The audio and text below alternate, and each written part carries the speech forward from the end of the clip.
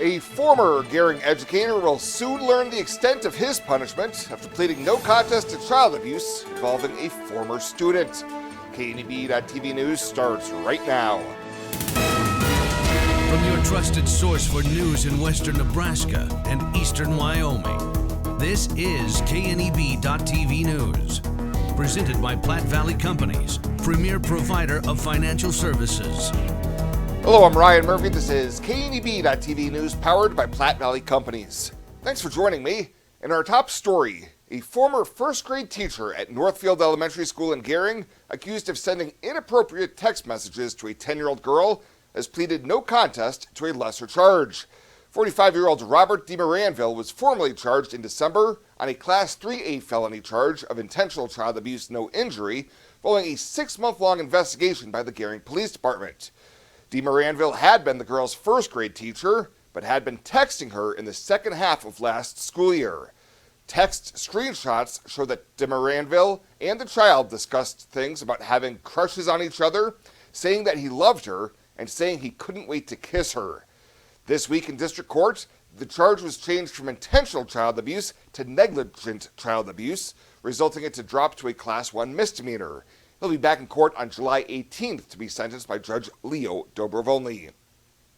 Well, a stolen pickup is recovered and more than 2.5 ounces of methamphetamine is off the streets following a Scottsbluff County Sheriff's Office investigation. Last week, a deputy was advised that a tan Chevy Silverado reported stolen out of Colorado had just pulled into the Scottsbluff Walmart parking lot. He made contact with Sean Fagler, who said he had just bought the truck a few days ago, and he had been riding with Alexander Padilla, who was inside the store. Deputies searched the vehicle and found a total of 72 grams of suspected methamphetamine, baggies, and a digital scale.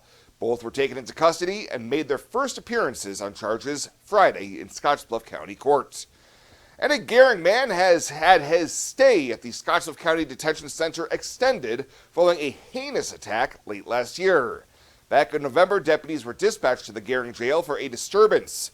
Video surveillance showed 30-year-old Jonathan Sapp scoop urine and feces from the toilet, throw it at a corrections officer, and then proceed to physically attack the officer. Sapp ultimately pled no contest to charges of assaulting a public safety officer with bodily fluid and assault causing bodily injury. Last week in district court, Judge Dobrovolny sentenced Sapp to a total of 360 days in jail on his 3 convictions.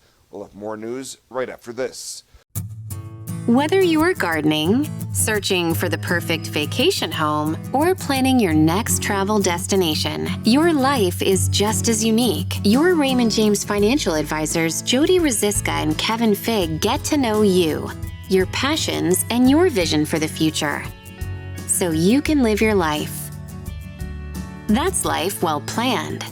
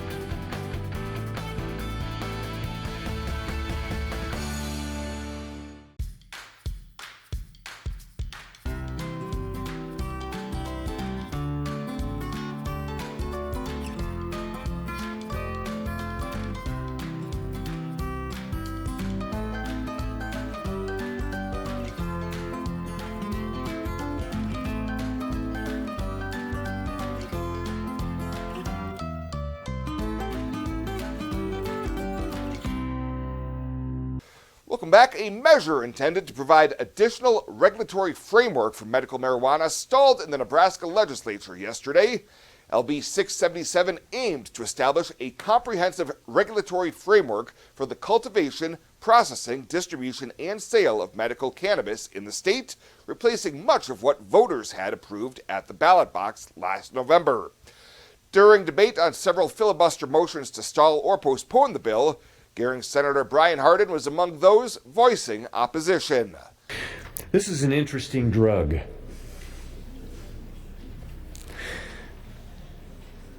10 people could take a single hit off of the same joint and you could get 10 radically different reactions. That's why it's an interesting drug. It could range from being very mild and harmless to wildly problematic. The bill's sponsor attempted to invoke cloture to force an end to debate and bring about a vote on an amendment and the bill itself, but that effort failed on a vote of 23 in favor and 22 against. It was not immediately clear if supporters would try to attach the measure to another bill that has better odds of passing this year, or if it would be laid over for additional consideration in the 2026 session. Well, Governor Jim Pillen's burn ban for central and western Nebraska was allowed to expire at midnight last night. The order was issued on May 9th, the second extension of a previous executive order originally issued in April. During that time, permits were only allowed for irrigation districts to burn off vegetation in ditches. With the end of the ban, Pillen urged Nebraskans to use caution with any open fires and observe all recommended guidance for managing controlled burns going forward. This isn't just a beautiful hospital. It's the home to exceptional patient care. This is where specialty clinics meet your needs. This is where a friendly smile, a warm hand, and an empathetic ear exist to care for you. This is us. Box Butte General Hospital. Great things are happening here. I imagined retirement in a place where we could enjoy our golden years, where adventure and friendship are the only items on the schedule. The Garden Homes at Northfield gives us the luxury we planned for and peace of mind when it comes to convenience, safety, and comfort. We never have to stop and think about the day-to-day upkeep. We love to explore abroad, but most importantly in our backyard. So much to do, so much to see. Here at Northfield, we get the protection of life care, incredible tax benefits, and secured rates for aging services. It's peaceful, knowing that if our needs change, we'll be taken care of. And most importantly, that our kids will never have to make any tough decisions. There never seemed to be enough time to do all the things we wanted. Now we get to focus our energy on enjoying what this community has to offer.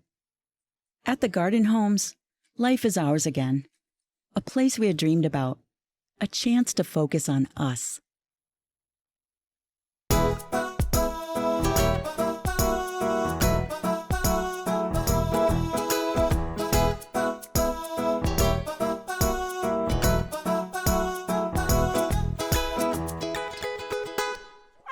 For this week's featured pet of the week, we meet Bug.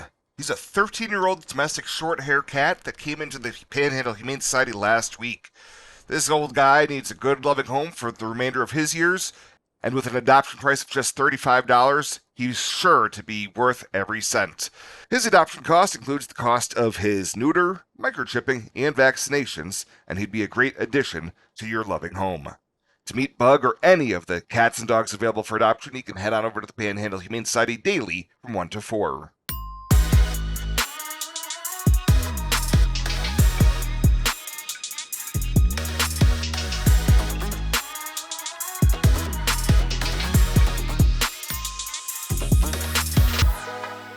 Welcome to Kelly's Liquor, your liquor cabinet. Whether you're a wine enthusiast, a whiskey sommelier, a tequila connoisseur, or you just love your beer, Kelly's has the best selection of what you're looking for. Family owned and operated since 1946 and right on 27th Street in Scottsbluff.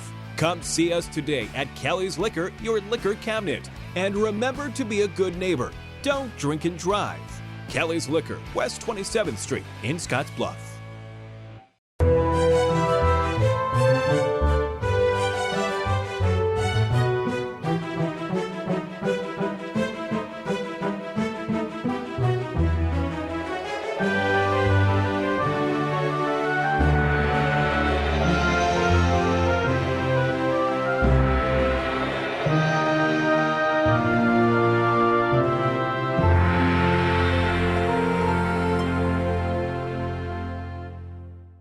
Let's take a look at your midweek community calendar, brought to you by Riverstone Bank.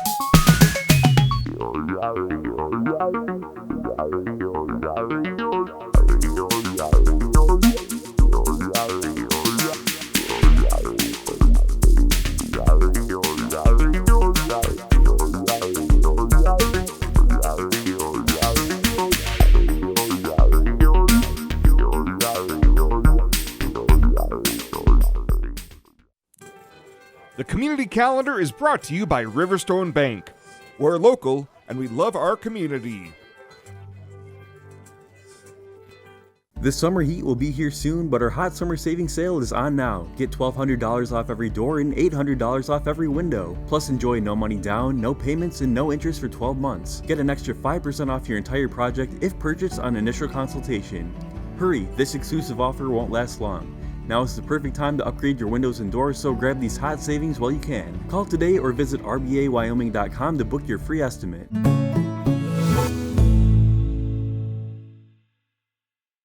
At Platte Valley Bank, we want to help you take advantage of every adventure. We know you have plans, goals, and dreams. Let us help you with them. Whether it is building, buying, or renovating, we have the home loan or home equity line of credit to fit your needs. Stop in and see us at Platte Valley Bank and let us help make your dreams a reality. You belong here. Platte Valley Bank, member FDIC, equal housing lender. And finally, tonight, area high school and college students are being encouraged to apply for a new leadership opportunity. Empowering Families is launching a new Youth Leadership Academy where group members will hone their skills through activities and workshops. Valeria Rodriguez says it's a great opportunity for young adults. The purpose of this academy will be to bring and design and further develop leadership skills in youth, so that they become servant leaders. As I mentioned, we want them to see themselves in these sort of positions in local government, how to run for being on boards, etc. So we want to really establish those skill sets at a young age. An estimated 10 to 15 students are expected to be part of the inaugural academy, which will start in early June. Well, that does it for us this time. Thank you so much for tuning in. Stay safe out there, and we'll see you here next time.